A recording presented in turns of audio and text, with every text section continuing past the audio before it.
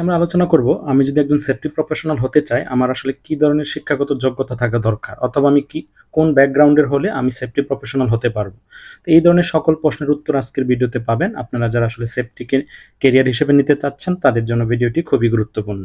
তো প্রথমত বাংলাদেশের প্রেক্ষাপটে আপনি যে কোনো ব্যাকগ্রাউন্ডেরই লেখাপড়া করেন না কেন আপনার কিন্তু সেফটি প্রফেশনাল হওয়ার সুযোগ রয়েছে।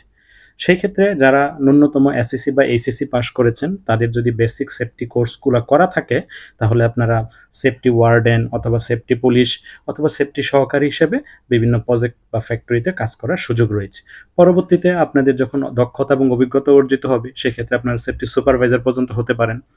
এছাড়া যারা ন্যূনতম অনার্স অথবা সমমানের কোনো লেখাপড়া শেষ করেছেন তাদের জন্য কিন্তু ভালো সুযোগ রয়েছে। আপনারা বিভিন্ন সেফটি প্রফেশনাল কোর্স করার মাধ্যমে সেফটি সুপারভাইজার, সেফটি অফিসার, এমনকি দক্ষতা এবং অভিজ্ঞতা অর্জন করার পরে আপনারা সেফটি ম্যানেজার পর্যন্ত হতে পারবেন।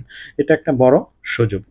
এছাড়া যারা বিভিন্ন ইঞ্জিনিয়ারিং লাইনে পড়ালেখা করেন, ডিপ্লোমা হতে পারে, বিএসসি ইঞ্জিনিয়ার হতে পারে, আপনি যে কোনো ব্যাকগ্রাউন্ডের ইঞ্জিনিয়ারিং পড়ালেখা করেন না কেন, আপনি যদি আপনার ইঞ্জিনিয়ারিং কোয়ালিফিকেশনের পাশাপাশি সেফটিকেও আপনার ক্যারিয়ার গড়তে চান বা আপনার যদি সেফটি প্রফেশনাল হওয়ার ইচ্ছা থাকে সেক্ষেত্রে কিন্তু আপনার জন্য একটা বড় সুযোগ রয়েছে। কারণ আমরা জানি সেফটি আসলে ইঞ্জিনিয়ারদের জন্যই ডিজাইন করা, বা কিন্তু যারা আসলে ইঞ্জিনিয়ারিং ব্যাকগ্রাউন্ডে না তাদেরও কিন্তু এই প্রফেশনে কাজ করার সুযোগ রয়েছে। তবে আমার মতে যারা ইঞ্জিনিয়ার তাদের জন্য সুযোগটা অনেক বেশি।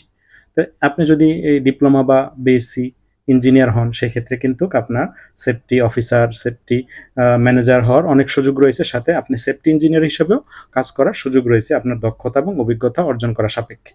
তো বাংলাদেশের প্রেক্ষাপটে আপনি এই ধরনের ব্যাকগ্রাউন্ডের যদি অধিকারী হন তাহলে কিন্তু আপনি কিন্তু আপনার ক্যারিয়ারটাকে সেফটির দিকে ধাবিত করতে পারেন। বাংলাদেশের সেফটি কিন্তু এখন এত বড় একটি সেক্টর নয়, বাট ফাস্ট গ্রোয়িং এবং ফাস্ট মুভিং।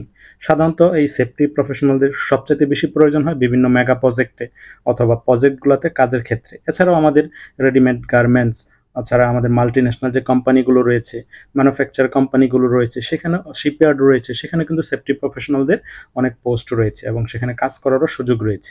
তো সেফটি কিন্তু একটি সম্মানজনক পেশা এবং একটি অন্যান্য পেশার মতনই এটা কিন্তু একটি গুরুত্বপূর্ণ পেশা। আমরা বলতে পারি এটা একটি মহান পেশা, কেননা সেফটি প্রফেশনালরা আসলে কাজ করে অন্যের নিরাপত্তার জন্য, নিজেকে বিলিয়ে দেয়। তো আপনি যদি এরকম একটা মহান পেশায় নিজেকে নিয়োজিত করতে চান এবং আপনি যদি মনে হয় যে আপনি জেনারেল সেক্টরে খুব বেশি ভালো কিছু করতে পারবেন না, সেক্ষেত্রে কিন্তু আপনি আপনার ডিসিশন নিতেই পারেন। আপনি কিন্তু এই সেক্টরে আপনার ক্যারিয়ারটা গঠন করতে পারেন। আপনার জন্য অনেক শুভকামনা রইল।